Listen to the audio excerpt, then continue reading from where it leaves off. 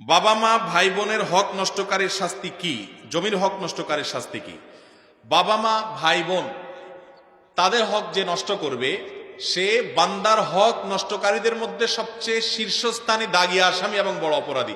অনেক লোক আছে নামাজ পড়ে, মসজিদে যায়, দিনদারিতার অন্যান্য দিক তার মধ্যে আছে মাশাআল্লাহ, মাগার বাপের সম্পদ মায়ের সম্পদ থেকে ভাইকে ঠিক মতো দেয় নাই, বোনেরটাকে মেরে দিয়েছে, আছে না নাই?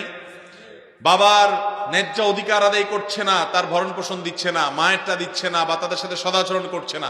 মনে রাখবেন, রাস্তার ডাকাত, রাস্তায় চুরি করা ছিনতাই করা মানুষ যতটা অপরাধী হবে, এই লোকের অপরাধের মাত্রা কোনো কোনো ক্ষেত্রে তার চেয়ে বেশি হবে। কেন বেশি হবে বুঝেন। নবী করিম সাল্লাল্লাহু আলাইহি ওয়াসাল্লাম বলেছেন, ইন্নামাস সাদাকাতু আলাল মিসকিনি সাদাকাহ, সাধারণ গরিব মানুষকে দান করলে শুধু দানের সওয়াব পাবেন।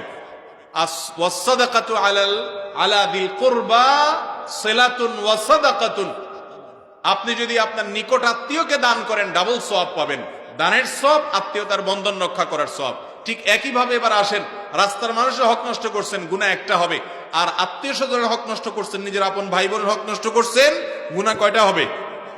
দুইটা। এক হলো আত্মীয়তার বন্ধন নষ্ট করলেন, আর একটা হলো তার হক নষ্ট করলেন। ভাইরা আমার, যারা অন্যের সম্পদ বক্ষণ করে, আল্লাহ তাআলা কোরআনে কারীমে বলেছেন যে তারা তাদের পেটে সম্পদ ঢুকায় না, জাহান্নামের আগুন ঢুকায়। অতএব বেঁচে থাকার চেষ্টা করবো তো ইনশাআল্লাহ। ভাই বোনের হক দিতে একটু কলিজা লাগে, কলিজা। অনেক লোক আছে ভাই বোনের, বাবা মার সম্পদে ভাই বোনের যে ন্যায্য হক আছে এটা হিসাব করে দিতে রাজি না। তবে যিনি ঠকে গেছেন, মনে রাখবেন আপনার খুব বেশি ক্ষতি হয় নাই, কারণ কেউ কারোর সম্পদ মেরে তার কপাল শেষ করে দিতে পারে না। কত ভাই বোন দেখবেন যে তাকে তার ভাই বোনরা হক নষ্ট করেছে, আল্লাহ তাকে লক্ষ লক্ষ কোটি কোটি টাকা ঠিকই দিয়ে দিয়েছে, আছে না নাই? অতএব আল্লাহর প্রতি ঈমান রাখবেন এবং আপনি সবর করবেন। আর যারা হক নষ্ট করেছে তারা কবিরা গুনাহকারী, ফাসিক, তওবা করে হক ফিরিয়ে না দিলে তারা কোনো অবস্থাতেই আল্লাহর কাছে ক্ষমা পাবে না কিয়ামতে। স্বামী স্ত্রীর সম্পর্কটা কেমন জানেন? স্বামী স্ত্রীর সম্পর্কটা হচ্ছে হাত আর চোখের মতো। হাত ব্যথা পেলে চোখ দিয়ে পানি ঝরে, আবার চোখ দিয়ে পানি ঝরলে হাত সেই পানি মুছে দেয়, ঠিক কিনা? স্বামী আর স্ত্রীর সম্পর্কটা এরকম হবে, হাত আর চোখ। হাতে হাত কেটে গেলে চোখ দিয়ে পানি পড়ে, আবার চোখ দিয়ে পানি পড়লে হাতই ওই পানি মুছে দেয়। সম্পর্কটা এরকম থাকার দরকার আছে না নাই?